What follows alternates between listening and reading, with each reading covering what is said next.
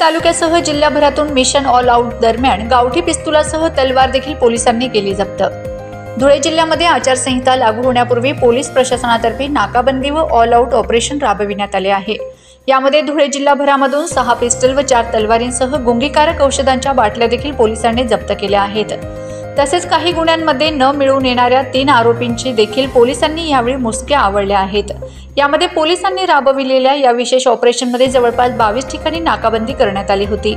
या विशेष ऑपरेशन दरम्यान जवळपास 28 पोलीस अधिकारी व 166 पोलीस कर्मचाऱ्यांचा सहभाग बघावयास मिळाला आहे। आगामी निवडणुकीच्या पार्श्वभूमीवर आचारसंहिता लागण्यापूर्वी पोलीस प्रशासनातर्फे हे मिशन राबविण्यात आले असून आगामी काळात गुन्हेगारी रोखण्यासाठी या मिशनचा मोठा फायदा होणार असल्याचा विश्वास देखील यावेळी पोलीस अधीक्षक कार्यालयात पत्रकार परिषद घेत पोलीस अधीक्षक श्रीकांत धिवरे यांनी माध्यमांशी बोलताना व्यक्त केला आहे। यावेळी धुळे जिल्ह्यातील सर्व पोलीस ठाण्याचे पोलीस अधिकारी कर्मचारी उपस्थित असल्याचं बघावयास मिळालं आहे। काल रात्री धुळे जिल्ह्यामध्ये आपण आचारसंहितेच्या अगोदर एक विशेष ऑपरेशन ऑल आउट मोहीम घेतली होती।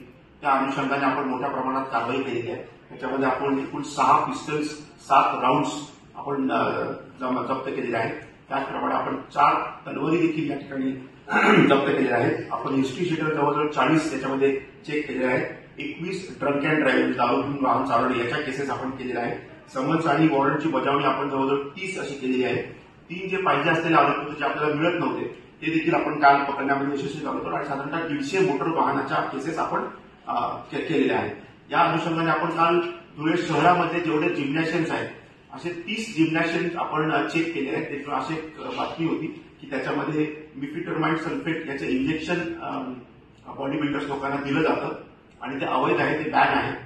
त्याची देखील आपण झाडाझडती आपण करण्यात आली आणि संबंधित यांना नोटीसेस देखील देण्यात आलेल्या आहेत।